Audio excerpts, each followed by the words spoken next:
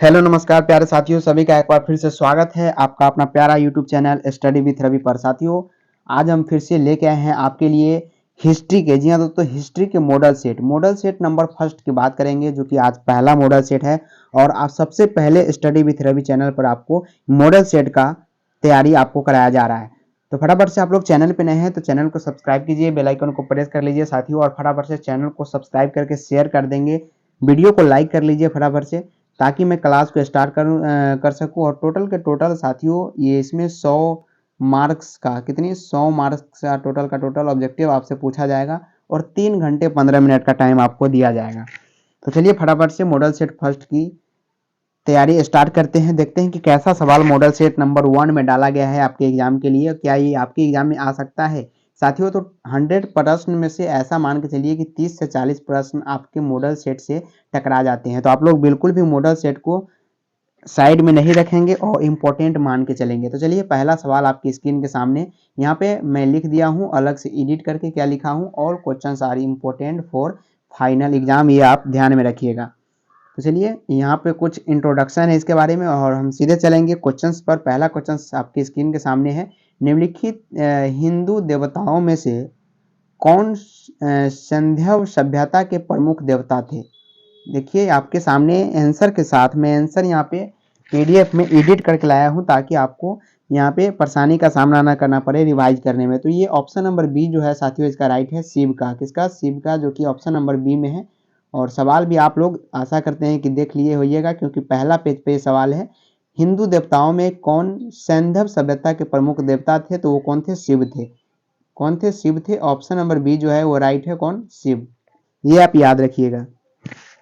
चलिए आगे चलते हैं, अगला सवाल को देखते हैं। दूसरा नंबर सवाल आपसे क्या पूछा है? दूसरा नंबर सवाल है साथियों कि परातत्व के अंतर्गत निम्न में से कौन एक नहीं है। जी हाँ, परातत्व के अंतर्गत निम्न में से कौन एक नहीं है? साहित्य, सिक्के, अभिलेख या भग्नावशेष। दूसरा नंबर सवाल का जवाब फटाफट से आप लोग कमेंट बॉक्स में बताएंगे कि परातत्व के अंतर्गत निम्न में से कौन एक नहीं है। जी हाँ, सभी का आंसर कमेंट बॉक्स में आना चाहिए। और बड़ा प्यार से आप लोग क्लास को देख रहे हैं तो एक बार शेयर कर दीजिए, ताकि हमें सपोर्ट मिले और आपके लिए और भी सारी कक्षाएं स्टार्ट किए जाएगा। तो फटाफट से आप लोग एक बार शेयर कीजिए और लाइक कीजिए फटाफट से। जी हाँ, तो ये साहित्य है। क्या है? कौन सा एक नहीं है? तो ये साहित्य नहीं है, जो कि ऑप्शन नंबर ए में है। और ऑप्शन नंबर ए आपको यहाँ पे आंसर में भी मिल जाएगा। क्या? ऑप्शन नंबर ए इसका सही है। चलिए आगे देखते हैं। तीसरा नंबर सवाल साथियों, 2024 में इससे छपने वाला है सवाल, कुछ ना कुछ सवाल आपसे जरूर टकराएगा, जो कि 20 या 30 सवाल एक मॉडल सेट से जरूर टकरा जाते हैं। चलिए 3 नंबर सवाल आपके स्क्रीन के सामने कहता है कि पहली बार हड़प्पा को किस वर्ष उत्खनित किया गया। जी हाँ, पहली बार हड़प्पा को किस वर्ष उत्खनित किया गया, बताइए। अंडरलाइन किया गया है सवाल और आपके एग्जाम के लिए इम्पोर्टेंट है। पहली बार सभ्यता को किस वर्ष उत्खनित किया गया? 1921 में, 1924 में, 1927 में या 1930 में। 3 नंबर सवाल का जवाब फटाफट से आप लोग कमेंट बॉक्स में बताएंगे। तो साथियों मैं बता दूं आपको कि हड़प्पा पहली बार सभ्यता को किस वर्ष उत्खनित किया गया था। तो ये 1921 में। जी हाँ, 1921 में पहली बार किया गया था ऐसा, जो कि ऑप्शन नंबर ए में है। ऑप्शन नंबर ए की बात करते हैं तो एकदम राइट है। इसे आप ध्यान रखेंगे और आपके 2024 के एग्जाम में ऐसे सवाल आपसे एक न एक सवाल आपसे पूछा जाएगा। चलिए अब देखते हैं अगला सवाल आपसे क्या पूछा है। चौथा नंबर सवाल फटाफट अंदाज में करेंगे। चौथा नंबर सवाल है कि हड़प्पा सभ्यता भारत के किस भाग में विकसित हुई थी। जी हाँ, हड़प्पा सभ्यता भारत के किस भाग में विकसित हुई थी? दक्षिण, पूर्वोत्तर या दो ऑप्शन नीचे है, पश्चिमोत्तर या मध्य भारत। तो इसका क्या हो जाएगा आंसर? पश्चिमोत्तर हो जाएगा, पश्चिम दिशा में हो जाएगा। ऑप्शन नंबर सी जो है वो राइट है। ऑप्शन नंबर सी की बात करते हैं साथियों तो राइट है। चलिए आगे अगला सवाल, 5 नंबर सवाल है कि लोथल किस नदी के किनारे स्थित है। जी दोस्तों, लोथल किस नदी के किनारे स्थित है, बताइए आप लोग। लोथल किस नदी के किनारे स्थित है? सिंध, ब्यास, मेघवा या रावी, किस नदी के किनारे स्थित है? आप लोग 4 ऑप्शन आपके स्क्रीन के सामने है। लोथल किस नदी के किनारे स्थित है? जी हाँ, सभी का जवाब आना चाहिए कमेंट बॉक्स में। लोथल किस नदी के किनारे स्थित है? तो ये क्या है? भोगवा नदी के किनारे, जो कि ऑप्शन नंबर सी में है, ये राइट है। ऑप्शन नंबर सी की बात करते हैं तो राइट आंसर है। ये भोगवा नदी के किनारे स्थित है। कौन सा? लोथल। तो 5 नंबर सवाल आपको पूरी तरह से क्लियर है। आगे चलिए अगला सवाल को देखते हैं कि आखिर आपसे क्या पूछा गया है। अगला सवाल को देखते हैं। चलिए 6ठा नंबर सवाल है आपसे, कहता है कि मौर्य साम्राज्य का प्रथम शासक कौन था? जी हाँ, मौर्य साम्राज्य का प्रथम शासक कौन था? आपको पूरी तरह से आपकी स्क्रीन पे 4 ऑप्शन दिख रहा होगा। मौर्य साम्राज्य के प्रथम शासक कौन था? बताइए आप लोग।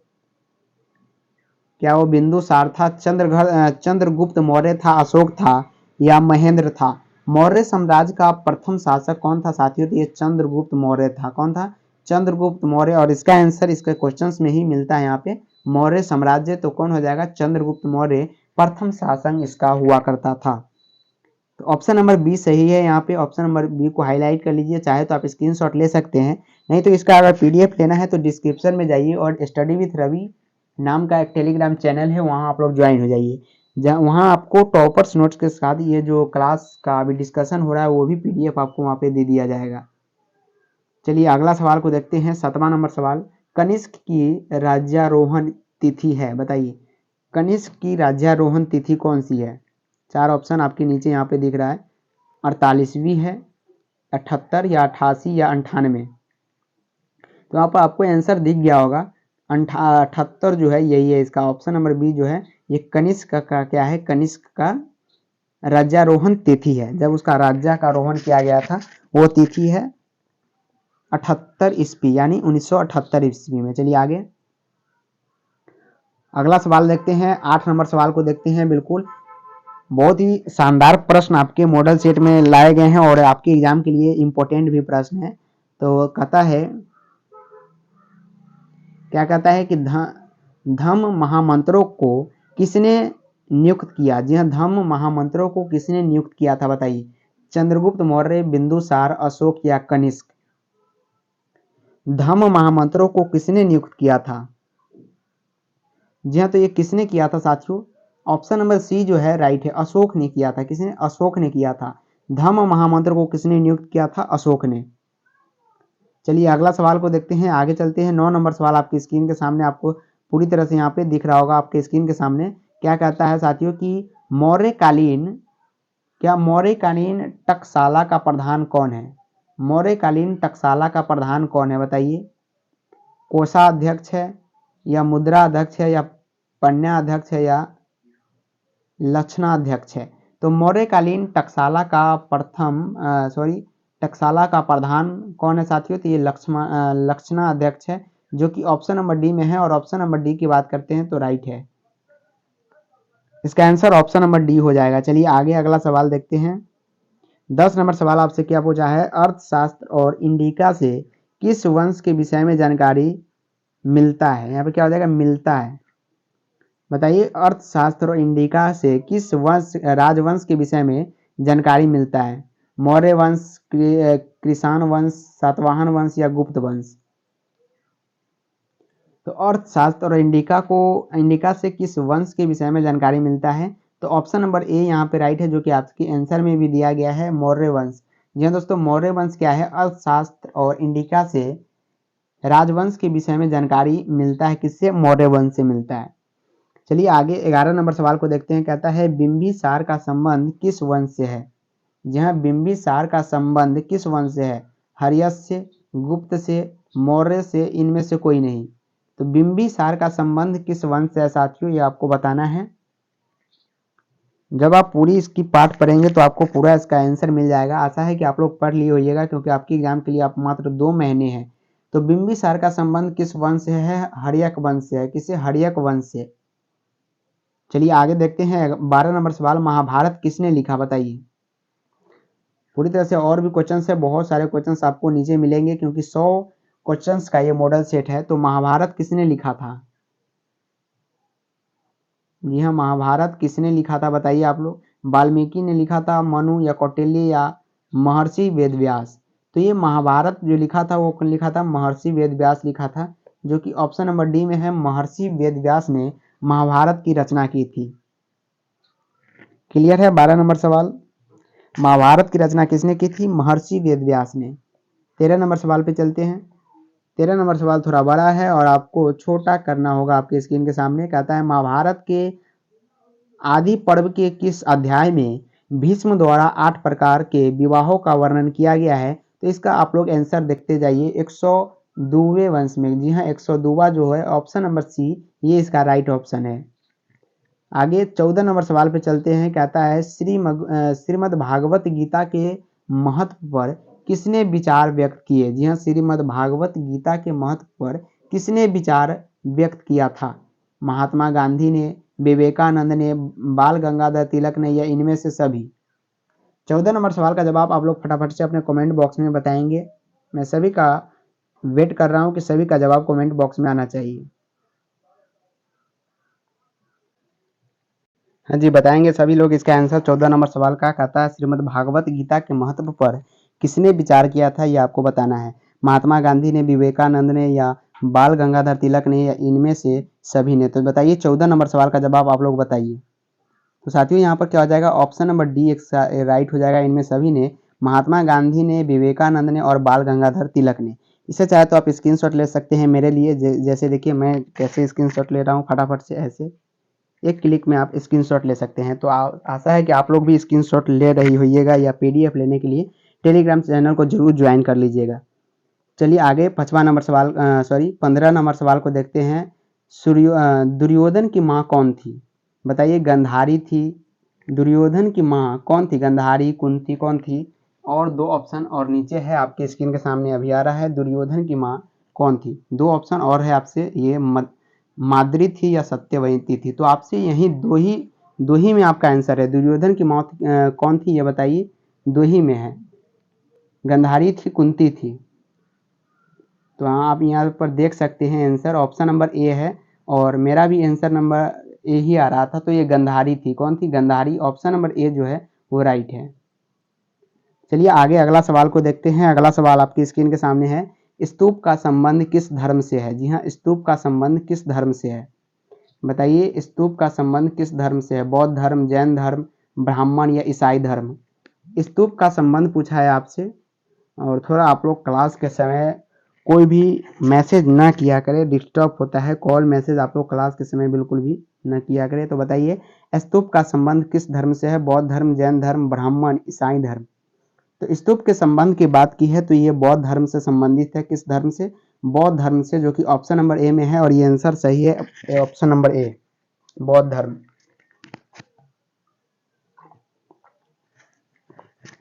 क्लियर है? 16 नंबर सवाल। आगे चलते हैं, 17 नंबर सवाल को देखते हैं। महात्मा बुद्ध को ज्ञान की प्राप्ति कहाँ हुई? बताइए, महात्मा बुद्ध को ज्ञान की प्राप्ति कहाँ से हुई? लुम्बिनी से हुई, बोध गया से, सारनाथ से, या कुशीनगर से? तो महात्मा बुद्ध को ज्ञान की प्राप्ति कहाँ से हुई थी? तो ये लुम्बिनी से हुई थी। कहाँ से? लुम्बिनी, जो कि ऑप्शन नंबर ए में है। लुम्बिनी से हुई थी महात्मा बुद्ध को ज्ञान की प्राप्ति। ऑप्शन नंबर ए राइट है।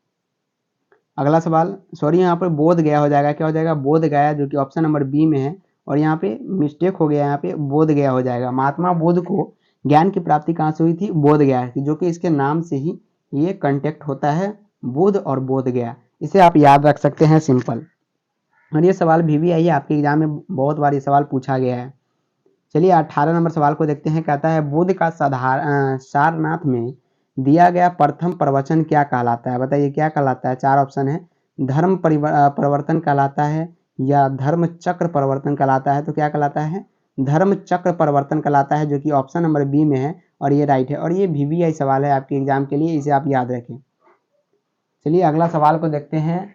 आगे अगला सवाल आपसे क्या पूछा है? 19 नंबर सवाल है। कहता है बाणभट्ट ने कादम्बरी ग्रंथ में किस संप्रदाय का उल्लेख किया है? बाणभट्ट ने कादम्बरी ग्रंथ में किस संप्रदाय का उल्लेख किया है? काश्मीरी शैव का, लिंगायत का, या कपालिक का, या पाशवत का? तो ये ऑप्शन नंबर बी डी जो है, ये पाशवत, ये राइट है। बाणभट्ट ने कादम्बरी ग्रंथ में पाशवद शब्द का क्या किया है? उल्लेख किया है, जो कि ऑप्शन नंबर डी में है, और ये राइट है। ऑप्शन नंबर डी की बात करते हैं 19 नंबर सवाल के, तो आंसर इसका ऑप्शन नंबर डी जाएगा। चलिए 20 नंबर सवाल को देखते हैं। मॉडल सेट के 20 नंबर सवाल आपसे क्या पूछा है? कहता है कि बौद्ध परंपरा में अशोक ने कितने स्तूप बनाए? बौद्ध परंपरा में अशोक ने कितने स्तूप बनाए थे? 100, या 50,000, 64,000 या 84,000। तो बौद्ध परंपरा की बात करें तो बौद्ध परंपरा में अशोक ने टोटल के टोटल 84,000 स्तूप बनवाए थे। कितने? 84,000 स्तूप का निर्माण बौद्ध परंपरा में अशोक के द्वारा किया गया था। आगे अगला सवाल आपके स्क्रीन के सामने 21 नंबर सवाल है। कहता है कि तृतीय बौद्धगत संगीति का आयोजन कहाँ हुआ? या तृतीय बौद्धत संगीति का आयोजन कहाँ हुआ? राजगिरी, पाटलिपुत्र जो कि पटना का पुराना नाम है, या कुंडलवन या वैशाली। तो तृतीय बौद्धगत संगीति का आयोजन कहाँ हुआ था ये आपको बताना है। आपको आंसर का हिंट मिल गया होगा साथियों। ये पाटलिपुत्र जो कि पुराना नाम है, अब इसका नाम क्या हो गया है? पटना हो गया है। इसे आप याद रखिए। पाटलिपुत्र वैभव के नाम से जाना जाता था पहले, पटना। तो तृतीय बौद्धगत संगीति का आयोजन सबसे पहले पाटलिपुत्र में हुआ था। चलिए आगे 22 नंबर सवाल। महात्मा बुद्ध का जन्म स्थान कहाँ है? बताइए, महात्मा बुद्ध का जन्म स्थान कहाँ है? नालंदा, पावापुरी, बोध गया या कपिलवस्तु। महात्मा बुद्ध का जन्म स्थान कहाँ है ये आपको बताना है। तो ये पावापुरी में है। कहाँ पे? महात्मा बुद्ध का जन्म स्थान कहाँ पे है साथियों? कपिल वस्तु। क्या है? कपिल वस्तु, जो कि ऑप्शन नंबर डी में है। कपिल वस्तु में का इनका जन्म स्थान है महात्मा बुद्ध का। चलिए आगे 23 नंबर सवाल आपकी स्क्रीन के सामने आपको पूरी तरह से दिख रहा होगा। कहता है दिल्ली से दौलताबाद किस शासक ने राजधानी परिवर्तित की? यानी दिल्ली से दौलताबाद किस शासक ने राजधानी परिवर्तित किया था? दिल्ली पहले राजधानी था, उसके बाद दौलताबाद लाया गया, लेकिन किस शासक ने राजधानी परिवर्तित किया था बताइए? बलबन ने, मोहम्मद बिन तुगलक ने, अलाउद्दीन खिलजी या अकबर। 23 नंबर सवाल का जवाब बताइए आप लोग। ये इंपॉर्टेंट सवाल है क्योंकि राजधानी से पूछा गया है और अभी हमारे राजधानी कहाँ है साथियों? दिल्ली में है। लेकिन यहाँ पे दिल्ली से दौलताबाद ट्रांसफर कौन किया था? मोहम्मद बिन तुगलक ने किया था ऐसा, जो कि अब भारत से बिल्कुल भाग चुका है। तो ऑप्शन नंबर बी जो है ये राइट है। तो बी राइट है इसका। चलिए आगे अगला सवाल 24 नंबर सवाल आपके स्क्रीन के सामने। अलबरूनी भारत में किस शताब्दी में आया था बताइए? और वह थी क्या थी? वो कौन सी शताब्दी थी? अलबरूनी भारत में किस शताब्दी में आया था? 11वीं, 12वीं, 14वीं या 17वीं। तो अलबरूनी भारत में 11वीं शताब्दी में आया था। कब आया था? 11वीं शताब्दी, जो कि ऑप्शन नंबर ए है। 11वीं शताब्दी में ये आया था भारत में। आगे एक बार प्लीज आप लोग स्टडी विथ रवि चैनल को सब्सक्राइब कीजिए और शेयर कीजिए, और साथ ही साथ वीडियो को लाइक जरूर करें।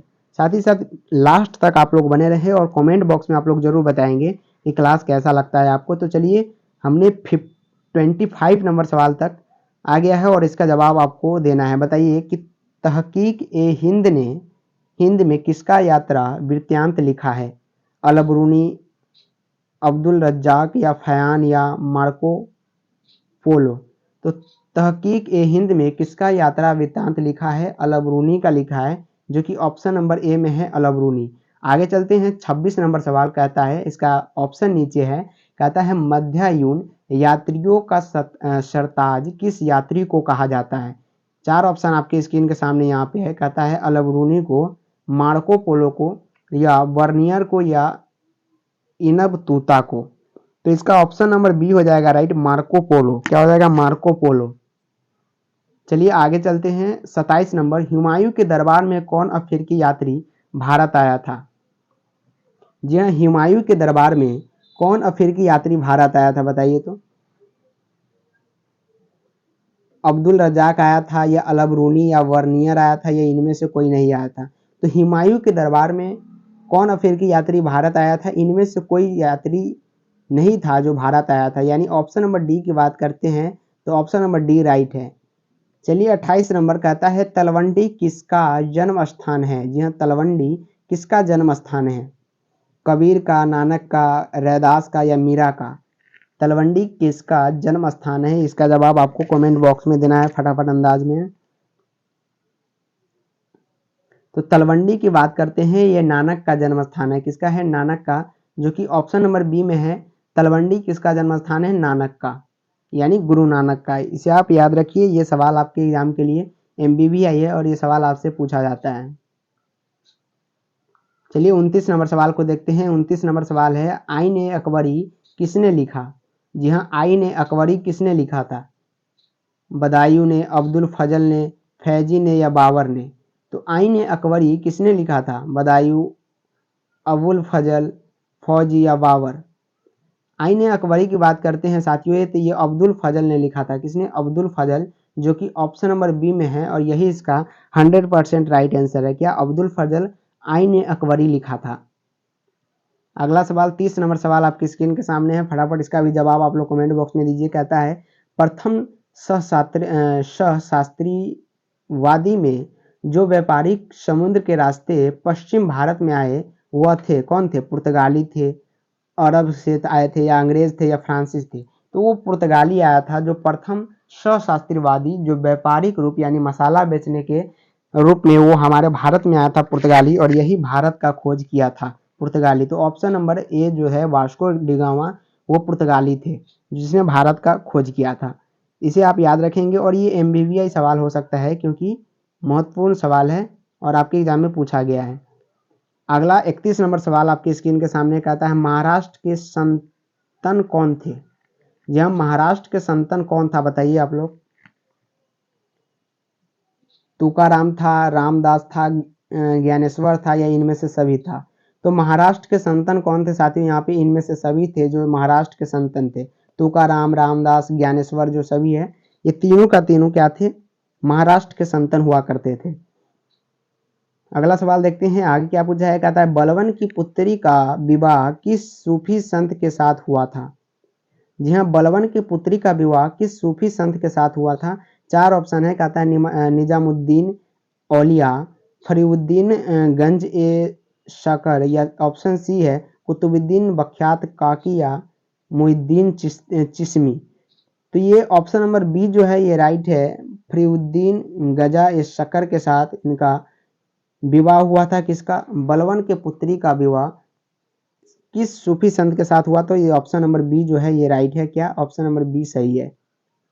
33 नंबर सवाल आपसे क्या पूछा है, किस भक्ति संत ने अपने संदेश के प्रचार के लिए सबसे पहले हिंदी का प्रयोग किया? यह सबसे पहले हिंदी का प्रयोग किस संत ने अपने संदेश को प्रचार के लिए किया था? इसका आंसर आपको देना है।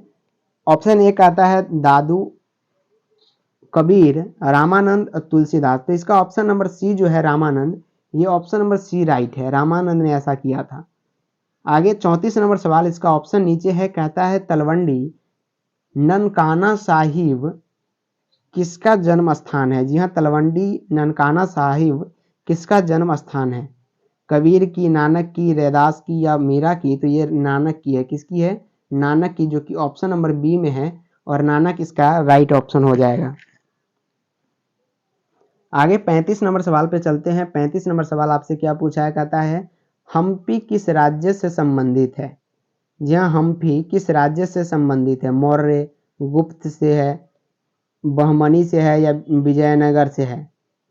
तो हम्पी किस राज्य से संबंधित है साथियों? ये विजयनगर से संबंधित है। किसे? विजयनगर से, जो कि ऑप्शन नंबर डी में दिया गया है। हम्पी किस साम्राज्य से संबंधित है? तो ये विजयनगर साम्राज्य से संबंधित है। 35 नंबर सवाल हो गया। चलिए 36 नंबर पर चलते हैं। 36 नंबर सवाल है कि हरिहर और बुक्का ने विजयनगर साम्राज्य की स्थापना की थी। जी हाँ, हरिहर और बुक्का ने विजयनगर साम्राज्य की स्थापना की थी 1336 ईस्वी में, 1236 में, 1136 में, या 1436 में?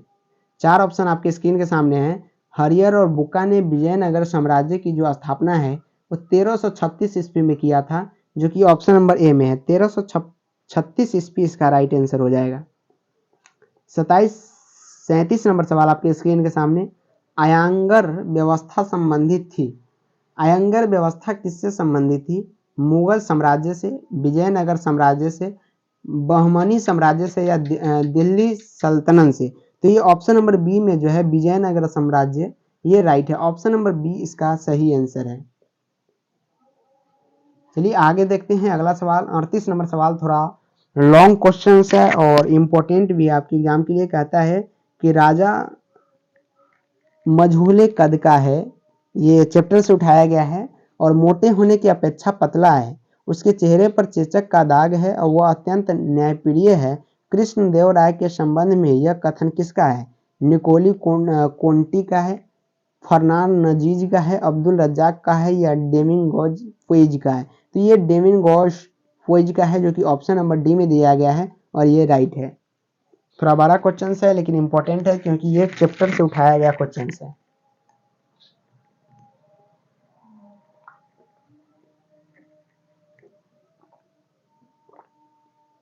चलिए आगे 39 नंबर सवाल आपकी स्क्रीन के सामने। कौन संघ विदेशी यात्री घोड़े की व्यापारी थी? कहता है कौन संघ विदेशी यात्री घोड़े की व्यापारी थी? अफनासी निकितन, फरनाओ ननीज या निकोली कोक्टी या ए और बी दोनों? बताइए, चार ऑप्शन है आपकी स्क्रीन के सामने। यहाँ पे ऑप्शन जो दिख रहा है ए और बी दोनों, यही सही है। अफनासी निकितन और फरनाओ ननीज, ये संघ विदेशी यात्री घोड़े के व्यापारी थे। 40 नंबर सवाल, सर्वप्रथम विजयनगर आने वाला विदेशी यात्री कौन था? तो यहाँ पे कौन थी? निकोली कांटी थी। निकोलो कांटी थी जो सर्वप्रथम विदेशी यात्री थी। ऑप्शन नंबर ए की बात करते हैं, यहाँ पे ऑप्शन नंबर ए सही है इसका। अगला सवाल, हरिहर एवं बुक्का किस वंश के शासक थे? जी हाँ, हरिहर और बुक्का किस वंश के शासक थे? संगम वंश, तुलवस वंश या अरावी वंश? ऑप्शन नंबर बी यहाँ से शायद गायब हो चुका है, तो ऑप्शन नंबर ए ही इसका राइट है, संगम वंश, जो कि ऑप्शन नंबर ए में दिया गया है। चलिए आगे, अगला सवाल है आपके स्क्रीन के सामने। मुगल कालीन ऐतिहासिक स्रोतों में शामिल थे, ऐतिहासिक ग्रंथ है। दूसरा कहता है सहकारी तथा गैर सहकारी दस्तावेज। सी कहता है उस कलांशों में बनी इमारतें एवं स्मारक। डी कहता है उपयुक्त सभी। तो यहाँ पे उपयुक्त सभी हो जाएगा, जो कि ऑप्शन नंबर डी में दिया गया है। टोटल के टोटल ऑप्शन यहाँ पे राइट है, ऑप्शन नंबर डी इसका सही है। चलिए अगला सवाल पे चलते हैं आगे। 43 नंबर सवाल है, कहता है भूखमरी और महामारी के बावजूद 1600 से 1700 के बीच भारत की आबादी गरीब हो गई। 1 करोड़, 5 करोड़, 3 करोड़ या 7 करोड़, यानी कितनी आबादी 1600 और 1700 के ईस्वी के बीच में भी महामारी के कारण गरीब हो गया था? तो टोटल के टोटल यहाँ पे 5 करोड़ ऐसा हुआ था। ऑप्शन नंबर बी जो है ये राइट है। ऑप्शन नंबर बी की बात करते साथियों, यहाँ पे राइट है। चाहे तो आप इसका स्क्रीनशॉट ले सकते हैं। अगला सवाल 44 नंबर सवाल है कि मुगल काल में एक सामूहिक ग्रामीण समुदाय का हिस्सा हुआ करते थे पत्रकार, पटवारी और पंचायत, या खेतिहर किसान, पंचायत और गांव का मुखिया या मुद्रक? या ऑप्शन नंबर सी है विधायक, डॉक्टर और साहूकार, या किसान, अध्यापक और पंडित? तो ये ऑप्शन नंबर बी सही है इसका, खेतिहार, किसान, पंचायत, गांव और मुखिया या मुकद्दम जो है, ये ऑप्शन नंबर बी सही है इसका। चलिए आगे चलते हैं अगला सवाल पे। 45 नंबर सवाल पे चलते हैं, कहता है राजस्थान और महाराष्ट्र दोनों प्रांत भारत के किस भाग में आते हैं? तो महाराष्ट्र और राजस्थान दोनों प्रांत भारत के पश्चिमी भाग में आते हैं। किस भाग में आते हैं? भारत के पश्चिमी भाग में आते हैं। क्लियर है? चलिए आगे चलते हैं, 46 नंबर सवाल पे चलते हैं। कहता है अकबर ने अबुल फजल से अपने स्वयं के काल का ऐतिहासिक लिखावा प्राचीन काल में ऐसी परंपरा कहाँ थी? तो ये चीन में प्राचीन काल में हुआ करता था, जो कि ऑप्शन नंबर ए में है। 47 नंबर सवाल पे चलते हैं। कहता है औरंगजेब का संबंध किस सूफी सिलसिले से था? औरंगजेब का संबंध किस सूफी सिलसिले से था, ये आपको बताना है। तो ये चिश्ती से था, या सोहरावर्दी, या कादरी, या नक्सलवाद से? तो औरंगजेब का संबंध साथियों किस सूफी सिलसिले से था? इसका जवाब आप लोग फटाफट से कमेंट बॉक्स में बताएंगे। नक्सलवाद जो था, यही औरंगजेब का संबंध था सूफी सिलसिले से। तो यहाँ पे ऑप्शन नंबर डी जो है वो राइट है। चलिए आगे अगला सवाल को देखते हैं। 47 नंबर सवाल आपके स्क्रीन के सामने कहता है क्या कि ताजमहल किस नदी के किनारे स्थित है? बताइए, ताजमहल किस नदी के किनारे स्थित है? इसका जवाब तो आपको आना चाहिए। और ये VVI सवाल हो सकता है आपके एग्जाम के लिए, और इसका जवाब आपको पूरी तरह से आना चाहिए। तो ताजमहल किस नदी के किनारे स्थित है? सोन नदी, यमुना नदी, गोमती या गंगा? तो ये यमुना नदी की स्थित है। जी हाँ, यमुना नदी के किनारे ताजमहल स्थित है। और please subscribe study with Ravi channel. फटाफट से एक बार फिर से शेयर करेंगे, वीडियो को लाइक कर लेंगे साथियों, चैनल को सब्सक्राइब करके बेल आइकन को जरूर प्रेस कर दें। 49 नंबर सवाल आपकी स्क्रीन के सामने कहता है स्थापित कला का सबसे अधिक विकास किसके समय में हुआ था? आज का सेकेंड लास्ट क्वेश्चन है। 50 क्वेश्चन हमने सोचा है कि अगले क्लास में आपको कराऊं, क्योंकि क्लास बड़ा ना हो और आपको मजा भी आए। तो सत्य कला का सबसे अधिक विकास किसके समय में हुआ था? तो ये शाहजहां के समय में हुआ था, जो कि ऑप्शन नंबर सी में है। और आज का लास्ट सवाल आपके स्क्रीन के सामने 50 नंबर, बाबर की आत्मकथा का क्या नाम है? बाबर की आत्मकथा का क्या नाम है? अकबरनामा, तुजुक ए बाबरी, किताब उल हिंदी या रेहला? तो ये ऑप्शन नंबर बी जो है ये राइट है, तुजुक ए बाबरी। तो फिर हम नेक्स्ट दिन स्टार्ट करेंगे। ये 49 था और ये 50 से हम चलिए यहाँ पे स्टार्ट करेंगे, अगले दिन यहाँ से हम स्टार्ट करेंगे। तो टोटल के टोटल आज के क्लास में जो 50 प्रश्न थे, इसको आप पूरी तरह से तैयार कर लीजिएगा, क्योंकि ये VVI प्रश्न थे आपके एग्जाम के लिए और बहुत ही ज़्यादा इंपॉर्टेंट है। तो आशा करते हैं आप लोग अच्छे से पढ़े होइएगा। कमेंट बॉक्स में आप लोग जरूर बताएंगे कि सर हम पार्ट 2 का इंतजार करेंगे इस मॉडल सेट नंबर 1 का। और तब तक के लिए इतना ही। आप लोग टेलीग्राम चैनल से जरूर जुड़ जाइए, क्योंकि वहाँ पे आपको बहुत सारे PDF दिया जा रहा है। आज के लिए इतना ही, फिर से मिलेंगे नेक्स्ट क्लास में। तब तक के लिए जय हिंद, जय भारत, जय बिहार।